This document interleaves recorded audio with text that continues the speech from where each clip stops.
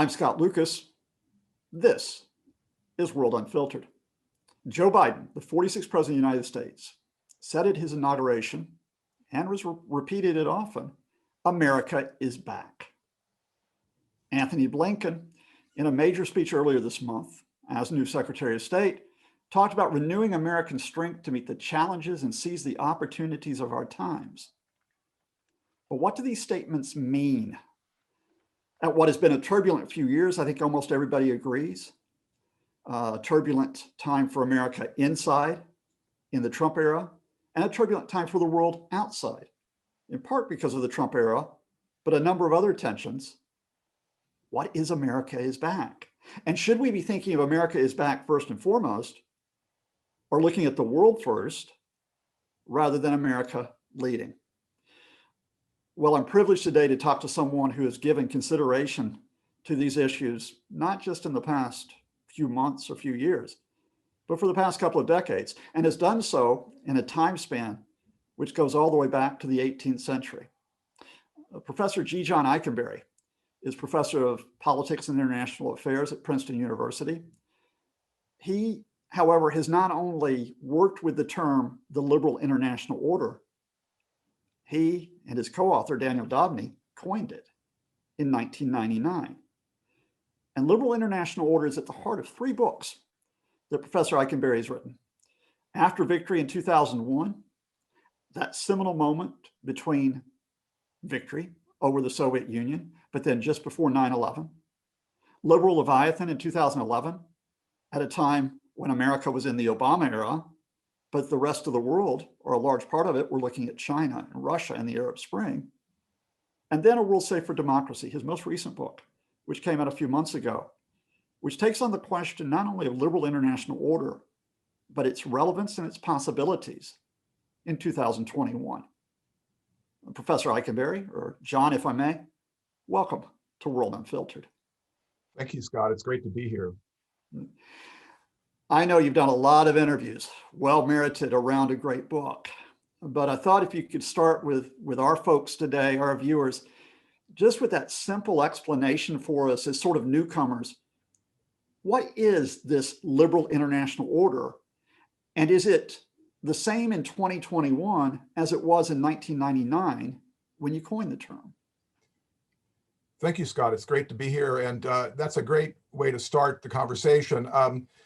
I in this new book and in thinking about liberal international order, I always take the long view. I'm interested not in just this moment or even the period since the end of the Cold War, but what have the countries that have tied themselves to liberal international order in one way or another, what are they trying to do? What is the nature of the project? And here my first observation is simply that liberal international order is the outcome of activities that liberal democracies have engaged in over the last 2 centuries to try to create a world for themselves and for, in some ways, the wider system.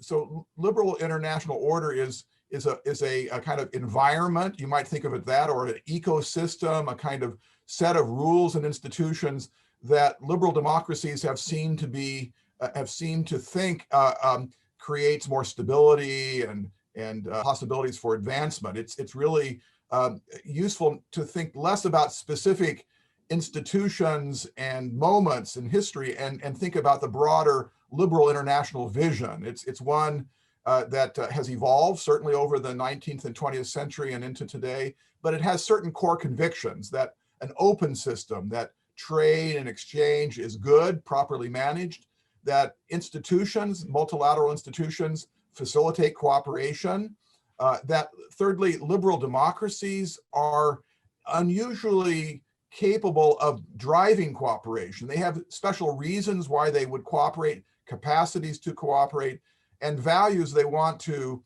ensure that can only be ensured through cooperation. And then finally, the fourth, you might say, conviction behind liberal international order is that in a world of rising economic and security and environmental interdependence, we can only be safe together. We can't be safe alone, that we are tied inescapably to each other. Think about the pandemic today. And so we are through necessity, really impelled to create a system that will allow us, through cooperative organization of the rules and institutions, provide safeguards and governance mechanisms so that we can survive and protect our values.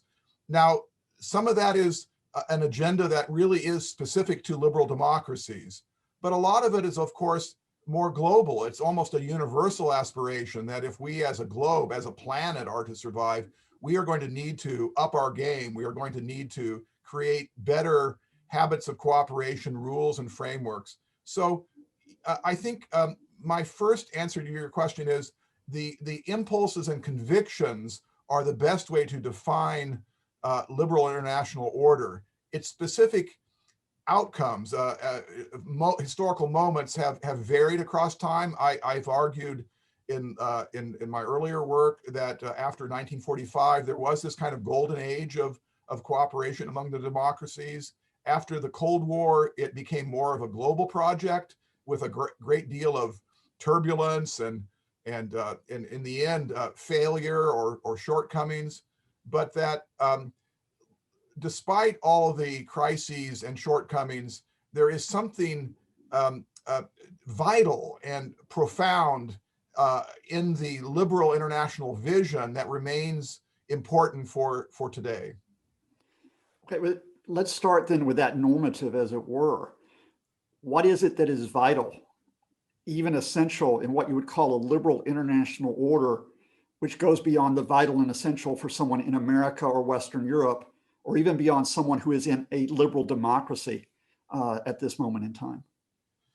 Yeah, I do start with liberal democracies and think about this, again, the long view to start. 200 years ago, there really weren't liberal democracies. It really began about that time in the age of democratic revolutions. But before that, the world had been really populated by empires and monarchies and autocratic states and so forth. And then there emerged what you might call the liberal ascendancy, the first countries that really offered a new type of polity, we the people, kind of grounded in a different kind of values and forms of order. Indeed, profoundly imperfect, but there they were populating the larger system. And in some sense, those polities, those liberal democracies, were in some sense fragile or vulnerable to geopolitics and to the various forces of interdependence, and have had all along this kind of underlying need for creating a kind of, as I said before, an ecosystem, a kind of framework of order that would allow these open societies based on the rule of law and civil society, limited state constitutions, these republics, as they were called in the old days, that they are very much vulnerable to the storms and tsunamis of geopolitics. And so creating a stable ecosystem, or to change metaphors, liberal democracies are not, as our friends in the realist theoretical tradition say, are billiard balls on a pool table, but are really eggs. They're more fragile. And so liberal international order is in effect the task of building egg cartons, or what the British call egg boxes, to put our eggs in so they don't crack. And so that building egg boxes that task has changed across the eras as the circumstances and geopolitical forces, the rise and fall of Anglo-American hegemony and all the other forces that have shaped the modern world. But it's the underlying need that liberal democracies have, that they're in it together, that they can't simply exist as an island. They will hang together, or they will hang separately, as Ben Franklin said in 1776. Yeah, as you sort of noted there, this notion of liberal international order, both historically and arguably even up to today, is still associated with only a part of the world. I mean, it's only associated primarily with Western European thought systems, US thought systems. There's a lot of the world that could argue, look, we have other conceptions of polity and community and interaction that isn't part of that historical trajectory. No. How do you get across from your historical read of the US and Western Europe to something which is universal or which interacts with conceptions that have been developing at the same time in other parts of the world? Yeah, that's a fundamental question, and it's a complex question. And I'll make two observations. First, liberal internationalism, in some sense, is a kind of project to build on top of a world based on the nation state or the Westphalian system. So in the 19th century, liberal democracies were both committed inside of the West to the nation state, but were very much imperial states beyond the West. So that's absolutely the case. But through the 20th century, liberal internationalism became a project of intergovernmental cooperation, as I've been describing it today. And that has built on a kind of more universal understanding of peoples and societies organized around self-rule and self-determination. So the great icon of liberal internationalism, Woodrow Wilson, staked the flag of the liberal vision on self-determination. In his view, I think historians say it wasn't necessarily full sovereignty, but that people themselves would decide what kind of system they lived in. So that foundational commitment provides a kind of opportunity for universalism. That is to say that people outside of the West can seize upon principles of order that liberal states have, to some extent, either through their own vision or reluctantly through circumstance, agreed to be the basic building blocks of world order. But so that's the first point, that liberal internationalism itself has as a kind of ontology, a kind of understanding of what we build order on top of, a sense of units that are self-driven. But on top of that, and this is where the liberal project does become more exclusive, it is saying on top of that foundation of self-determined Westphalian sovereign states, those that are liberal democracies do have certain values they want to protect and want to create, you might call it a higher level order. Think of the EU. It wants to not just be an anarchy, not just be a balance of power system of autonomous states that, yes, they're sovereign, yes, the people are the ultimate arbiters of sovereignty, but more than that, what we call in international relations the social purposes of an order are determined to be greater than that. We want to trade, we want to protect human rights, we want to develop protocols relating to the environment or labor standards, various human rights. So that is not a universal project, at least not now, because there are many states, think of China today, that doesn't want to build an international order around liberal democracy. So it does mean that the road parts at that moment and liberal democracies are on their own. But my final point is that doesn't mean it has to be a Western project, because in many ways, the most fervent believers in a liberal international order today are not Western states.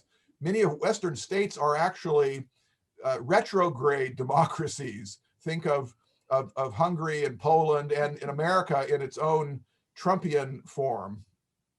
Think of South Korea or Japan, countries that are in some sense deeply tied to an open international order, that have made profound commitments to their own at home brand of liberal democracy. So it's not universal because liberal democracy is not universal, but it's not Western because liberal democracy is not fundamentally a Western value that only Westerners can embrace.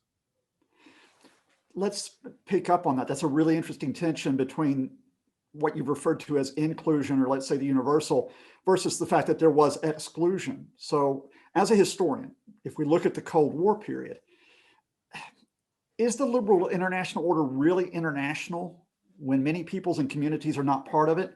And I'm not really referring to the standard line you probably get here about the Soviet Union and China, about the idea that there's two bounded orders against each other. I'm really thinking about many peoples and communities in Africa, in the Middle East, in South America, and in parts of Asia that really aren't part of the liberal international order project. I mean, isn't it primarily the liberal international order a US Western European order, and Japan, and to an extent, South Korea?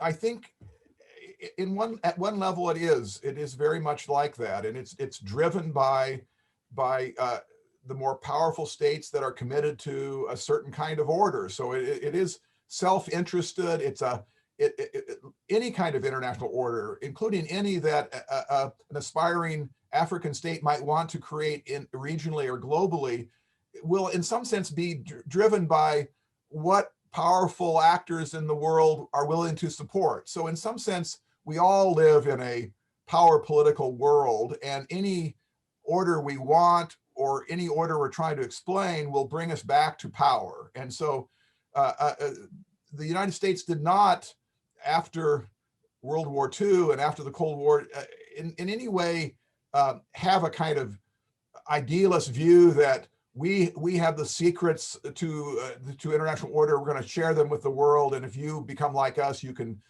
be inside of our walled garden of liberalism. It is a much more self-interested view about how to build an order that will allow us to have an open society inside of an open system. And that's a very demanding kind of order. And open societies, that is to say, built around rule of law, freedoms of various sorts, constitutional democracy, free press, all these sorts of things you associate with the kind of the idealized open systems, open polities. But you want to have that kind of polity in an order that is itself as open as it can be. And so that, I think that is a very demanding kind of order. It's not one that necessarily leads directly to sort of the gates that open up and anybody who wants to can walk in. There is a kind of conditionality to it, that to be inside is to make commitments to certain rights and responsibilities. Again, think of the EU as a kind of more advanced version of liberal order. It's kind of an intensification of it inside of Europe. And not everybody who wants to, not anybody who wants to can join the EU. There's a kind of conditionality to it. And there is a kind of understanding that to be inside of it, you get certain benefits, but there are certain obligations. So I would say I think you're asking for a response a little bit beyond what I just said. And this is what I would say to non-Western states that look like they're on the outside looking in. And I think that's one of the great unfinished aspects of the project, to share the fruits of liberal modernity, to spread the system widely. China selectively tied itself to it, and it had the best 2 decades of any country in the world.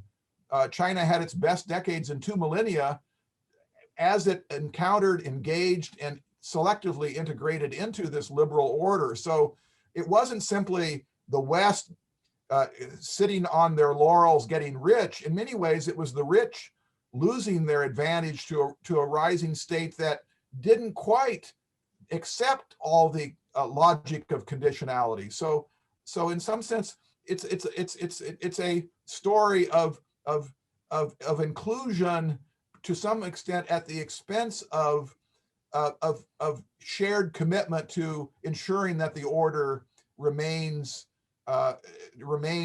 tied to its core principles. So it's a mixed picture, I think.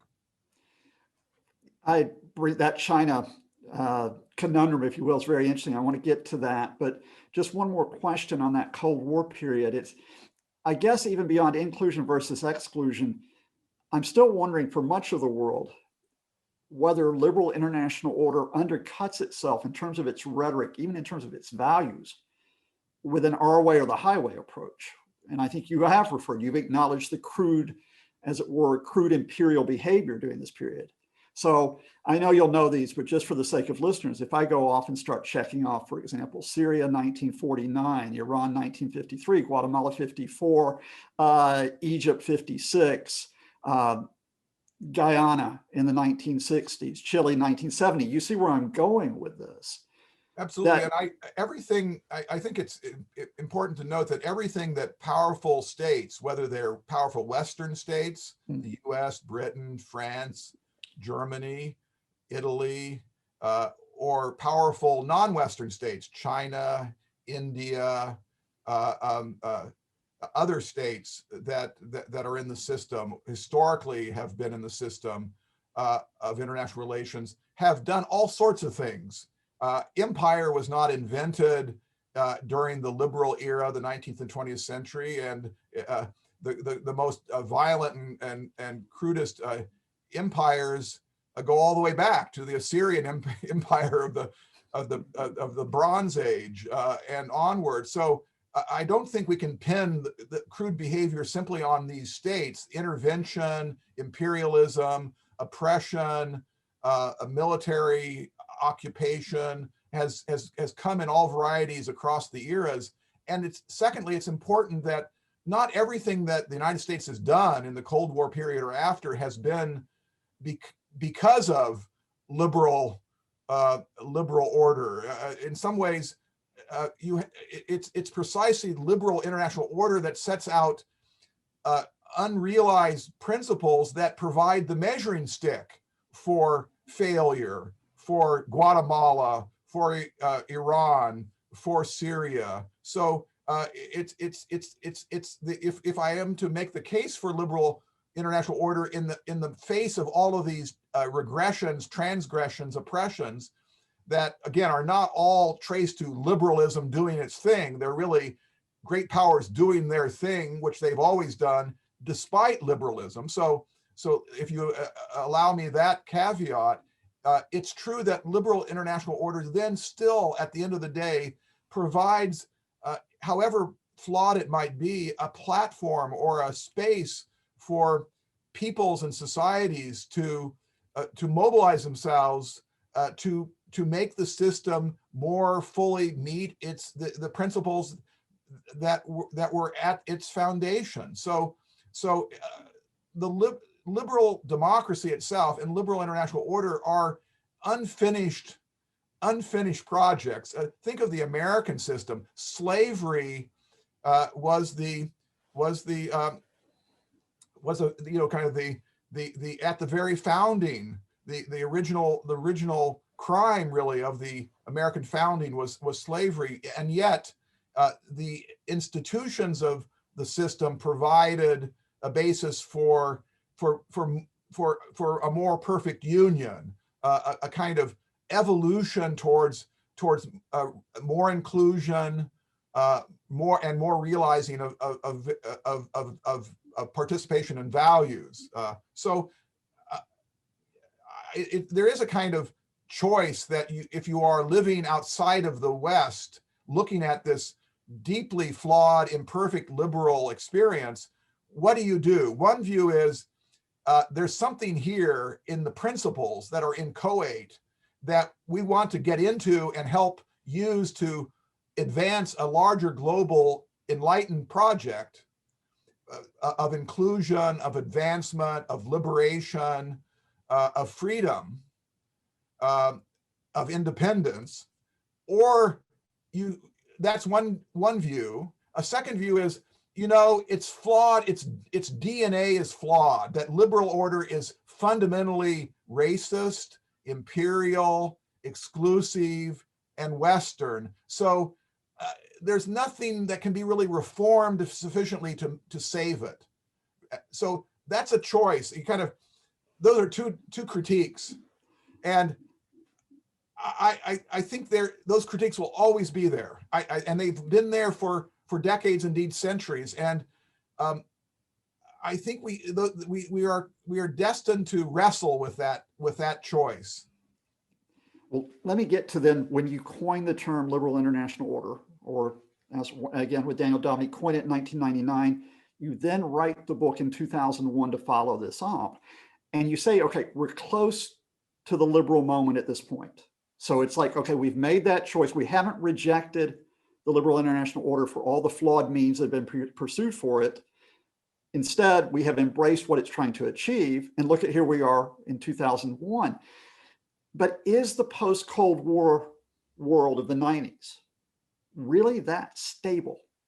Again, beyond a framework of Western Europe, perhaps expanding now into Central and Eastern Europe and the United States, do you really have that liberal stability when you look at what is happening with Africa, name check Rwanda, Somalia, for example, when you talk about even within Europe, the Balkans cases, and of course, when you talk about those ongoing questions, those tensions, a lot of which is centered in the headlines around Iraq in the 1990s.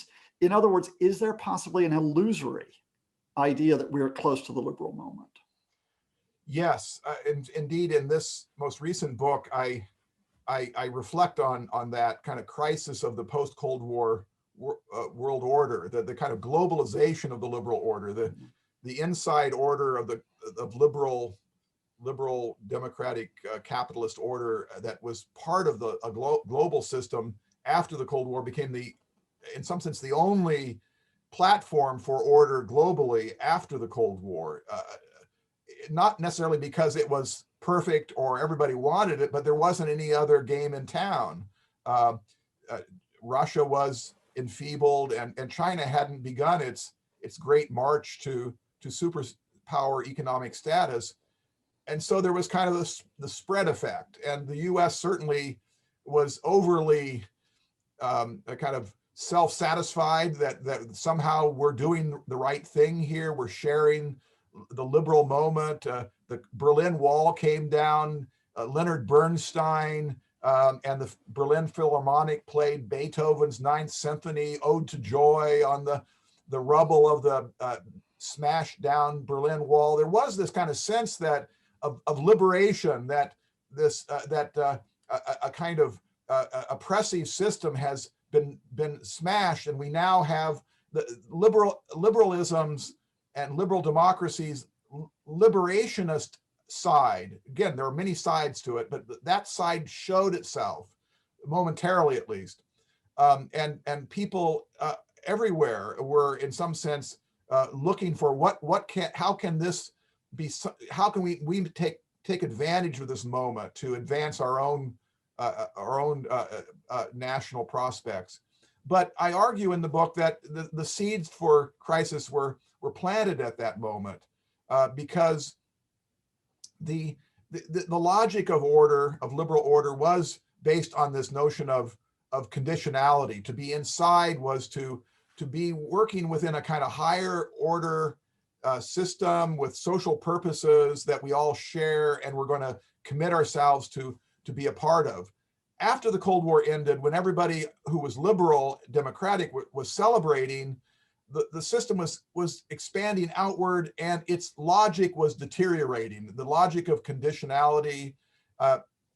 There was a kind of rush to get what you can, to spread as much as you can, and it lost its kind of underlying governance logic. It was what I call a Karl Polanyi moment, when the mobilization of the global system overran the political foundations that could manage it. And we're still in that moment. We haven't really picked up the pieces and figured out, should we just kind of trash liberal order altogether and go for a global system that isn't liberal, that includes Russia and China, and we go kind of to lowest common denominator and hope that that's good for all the countries in between? Or do we try to salvage something of the liberal vision, because there was something there that worked? And that's where we are today. That's really interesting. I guess I get this sense that almost at a personal level, as well as a scholar, that you're fighting this valiant fight for the liberal international order in 2021. But I want to go back before Trump. like you do, go well back. And just put this to you. We saw the seeds a little bit of what you're talking about, even in 1999, with the system outrunning itself with the anti-globalization movement at Seattle in that year, for example, as a marker of it.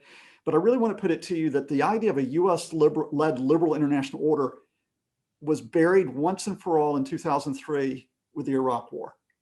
That as much as you might have good intentions and others might have good intentions for a US-led liberal international order, that ill-fated operation to establish an American hegemony, preponderance of power, which I wouldn't consider liberal, No.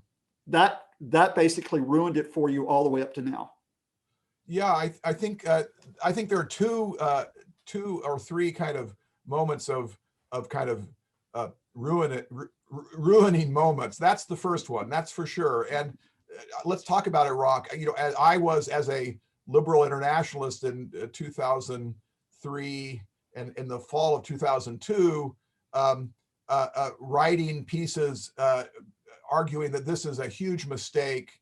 I have a famous article in Foreign Affairs, America's neo-imperial ambition. So I was critiquing this so-called neoconservative view, which I saw as a transgression from a kind of liberal vision of order. And indeed, you've heard me debate John Mearsheimer, who pins the Iraq War on liberals, and that's just fundamentally wrong. It's deeply flawed. It's simply not historically true. The architects of the war,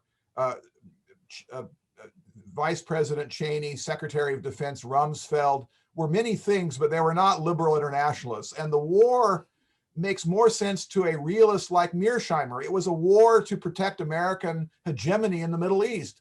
Saddam Hussein in Iraq, with the possibility of a nuclear weapon, posed a challenge to American Middle Eastern hegemony.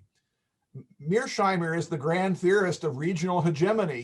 He tells us that powerful states, regardless of what they look like, liberal, illiberal, communist, capitalist, will care about maintaining their hegemony in regions that they care about. So that's a logic, that's a realist logic that was not, in my view, was not brought under restraint by the liberal logic. So we did fail, the liberal international order failed, but it failed because it didn't restrain America.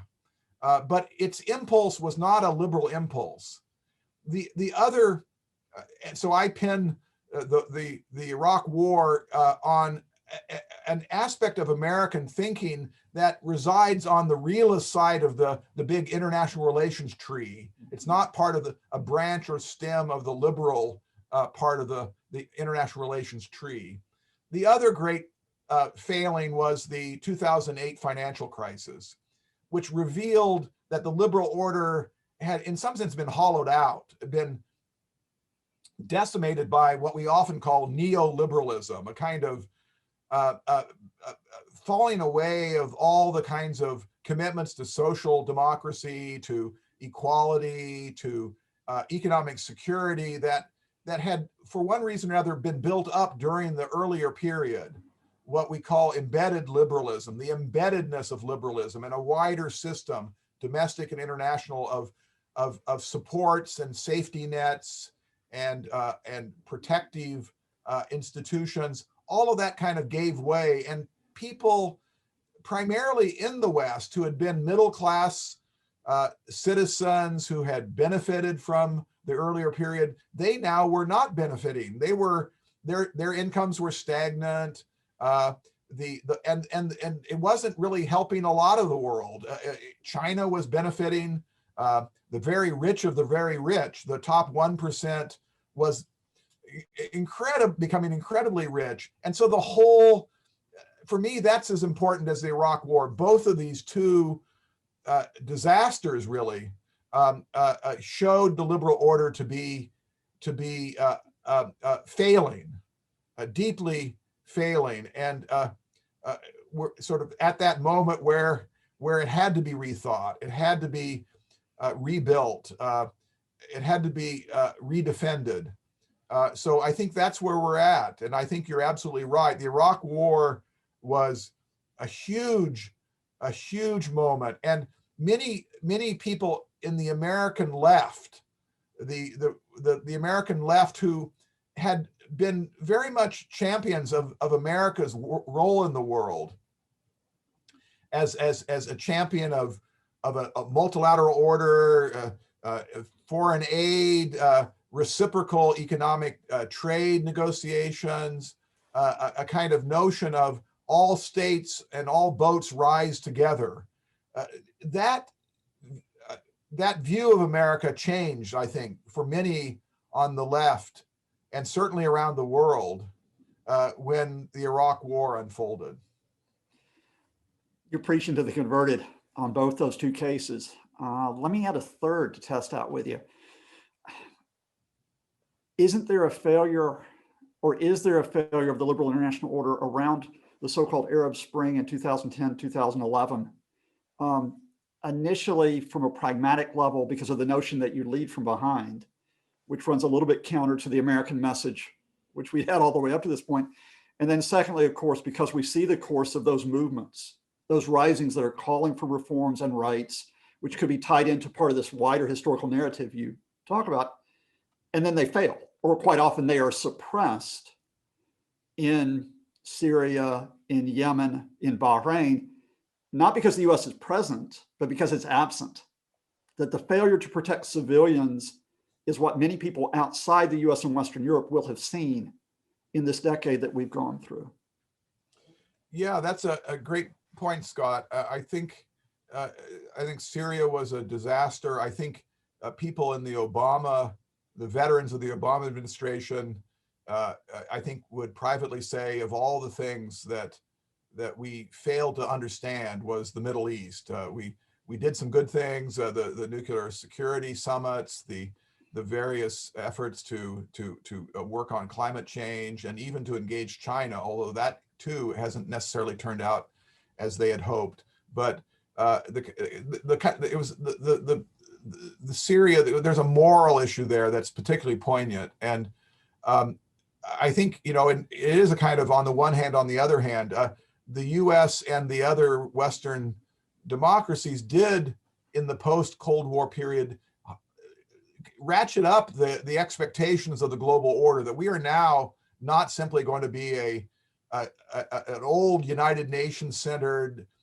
Westphalian system, but we are going to make as our purpose the collective effort to protect citizens from their own governments, from genocide. We're going to learn the lesson of Rwanda. We're going to elaborate an idea called responsibility to protect. So we're going to try to build a more perfect international order, one that is more responsive to humans inside of states, and not simply maintaining the balance between states and let governments do as they will inside of their country. It was controversial, but it was, I would say, built on the kind of searing experiences of the Balkans and genocide in Africa. But you kind of put it out there, and you didn't fully establish a capacity to make good on it. And you realize, you kind of put yourself in a position where you are confronted with tragic choices. Do you intervene and undermine your own position at home because your own people don't want you to be doing this? You're worried about another Iraq, or do you jump right in and try to save people? And I think you put your finger on these classic dilemmas that are at the heart of a liberal international order. Think about liberal internationalism as a kind of vision. You are trying to protect values that are fundamentally in contradiction, or at least in tension with each other: liberty and equality, sovereignty and intervention, individualism and community. Your liberalism is this kind of always this vision that will always disappoint you, because it's built around balancing between differences that if you get more of one, you get less of the other. And so you're destined to never be happy in some sense. You're always managing tensions in difficult circumstances. So there's a kind of tragic kind of aspect to liberalism that was not fully apparent in the 1990s. Joseph Nye, in this post-Cold War moment, I remember the title of one of his books vividly. It's always stuck with me, Bound to Lead. We've talked a lot about the notion of a US-led liberal international order. We've talked about the upside of it, but we've also talked about a lot of the downsides of it. Is it time in 2021 to rethink liberal international order where we do not start with the assumption of a US leadership or at least US primacy? Yes and no. Yes, in the sense that my whole book that I wrote, A World Safe for Democracy, is looking at the ideas, the movements of the vision of liberal internationalism across centuries that are not tied to one or another state, so that we can, in some sense, I'm trying to define liberal internationalism in a way that it can be seen as a movement that can be taken up by different peoples and societies at different times. So it's not an American project. It's a project that comes out of the modern era of the rise and spread of liberal democracy. So in that sense, I've hoped that I've helped set the stage for it to be something that South Korea, India, Australia, Canada, Western Europeans who have always been there in various ways to make it their own, and so that it's not made in America. It's not made in America for two reasons. One is that America is not as powerful as it used to be, and America is troubled in many ways. It has to get its act together. It's got to take care of its own house. It's got to put behind it the Trump debacle.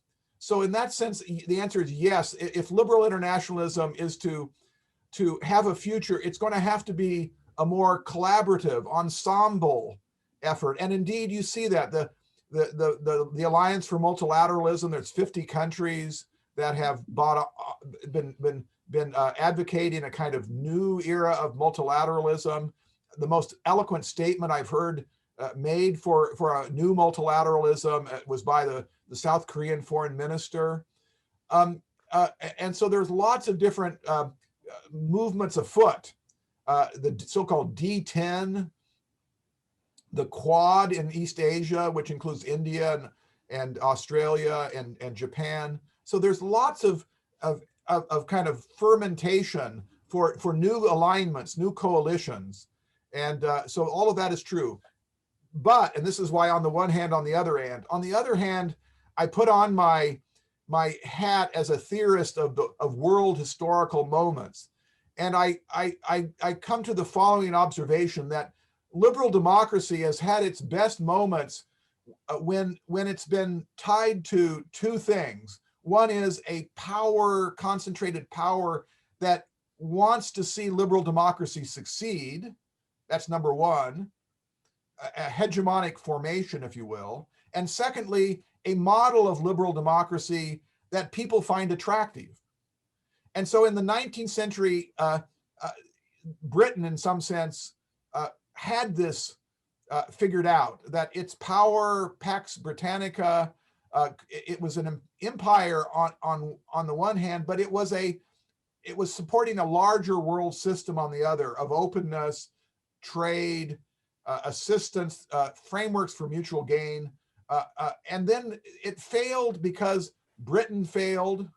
It declined, and liberal democracy of that 19th century sort, a kind of laissez-faire democracy, was no longer viable. So the two conditions for a open liberal democratic world order, a powerful state and an attractive model, both of them failed. Today, we are at a similar impasse. Let me just say that what happened after World War II is that you got both of those back. You got a new powerful state, and you got a new model, a more embedded liberal model, as we were talking about earlier, a social democratic model. And you got a new patron of liberal democracy, the United States.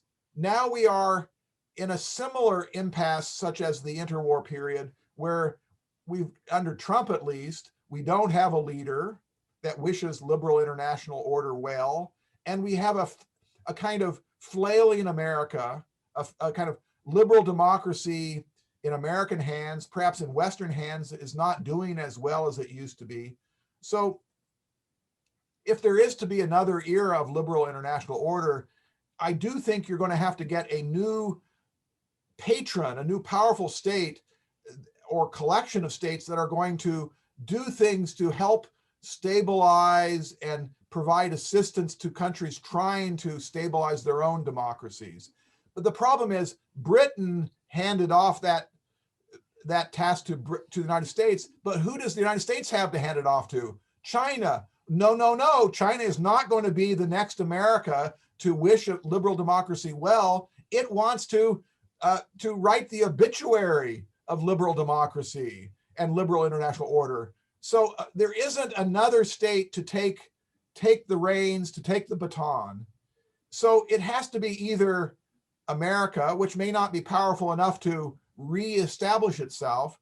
And if that's the case, it's going to have to be an ensemble of states, a coalition of states.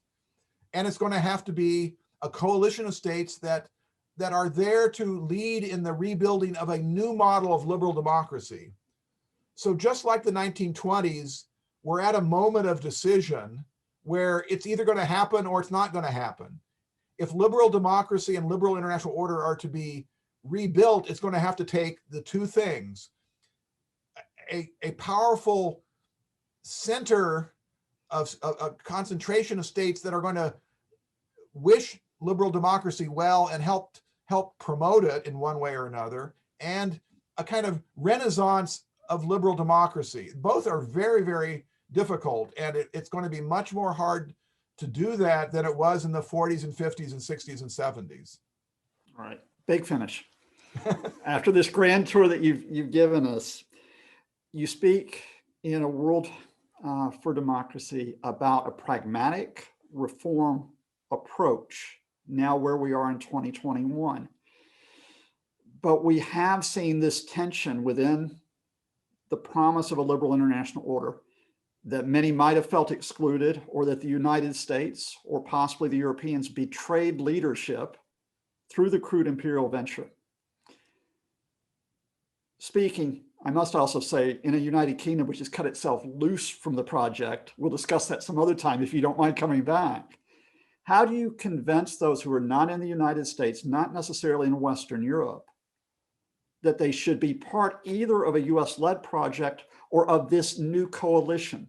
What's the basis of the appeal that you make to them? Yeah, that is a great finale.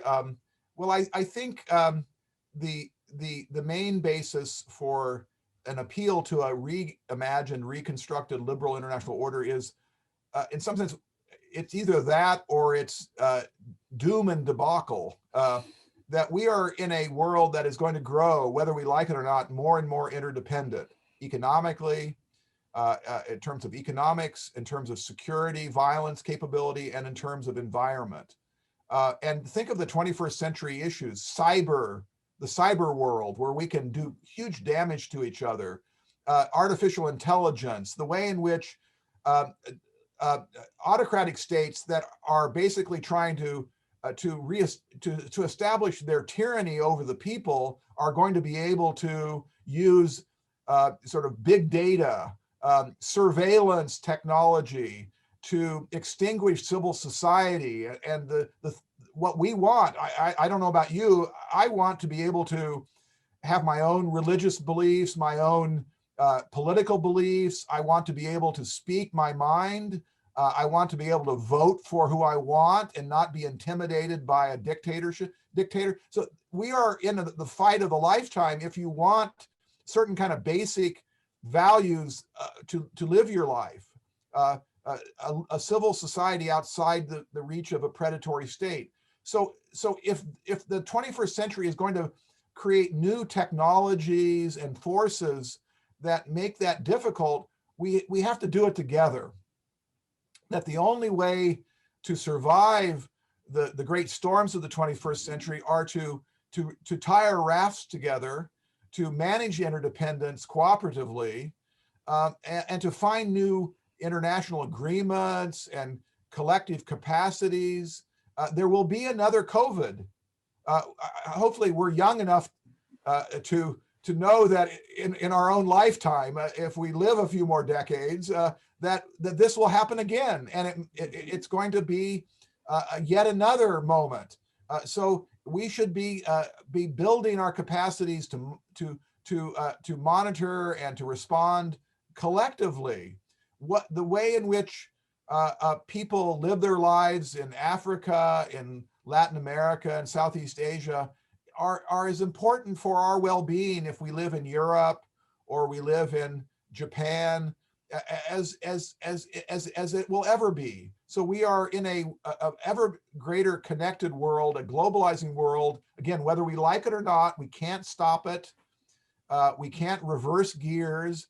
We can't put the technologies back in the bottle. So we have, in some sense, the basic rationale for liberal international order is the alternatives are all even worse. Reconstructing imperial spheres of influence, nationalist islands of walled societies. It's not a pretty future. So I do think the ultimate reason to find some kind of path forward, to reimagine, to acknowledge the dangers, to acknowledge the failures, to acknowledge the moral failures, to acknowledge the incompletenesses of liberal international order, to act with humility, to act with a kind of pragmatic sense that no, we whether we're Americans or British or French, we don't have the answers any more than anybody else does. That the answers are going to come from different people, different countries will give us different innovations that we can use collectively to manage our mutual interdependence. New Zealand has something to tell us about COVID. Australia has something to tell us about voting systems and democracies, and on and on and on and on. So democracy, as the great political theorist John Dewey said, should be seen as not just simply a system where people vote, but it should be seen as a laboratory, a living laboratory where we solve problems, because problems never stop coming. Modernity, which is another way of talking about the ever-ending globalization of our modern existence, keeps throwing up problems. And we need to have laboratories. We need to have institutions of mutual learning. We need our universities to be operating on full throttle, because it's not going to get any better on the demand side. So the supply side has to keep up. And the supply side is really about a collective, cooperative organization of our lives to solve those problems and to protect our values. It's a great closing argument, or I should say interim argument, because there's so much you've introduced that was also on my list, but we'll have to save that for another time. And I do hope there will be another time and you'll come back and rejoin us to talk further about those challenges. But for now, with that notion of we hang together or we hang separately, let me thank you, Professor G.John Ikenberry, the author of A World Safe for Democracy and many other fine works. Thanks for your passion. Thanks for your argument. I look forward to it continuing. Let me also thank the good folks at Deep Dive Politics for putting us on air and holding it together. And let me thank most of all you viewers for joining us on this journey. Remember that Deep Dive Politics can be found at dive_politics on Twitter. You can find us on Deep Dive Politics on Facebook, and that all of our video casts on YouTube, you can also listen to them on Spotify. But for now, in this 21st century world, this international world where we hope for a little bit of order and a little bit of progress, let me hope that you all stay safe, stay sane, and be decent to each other. I'm Scott Lucas, and this has been World Unfiltered.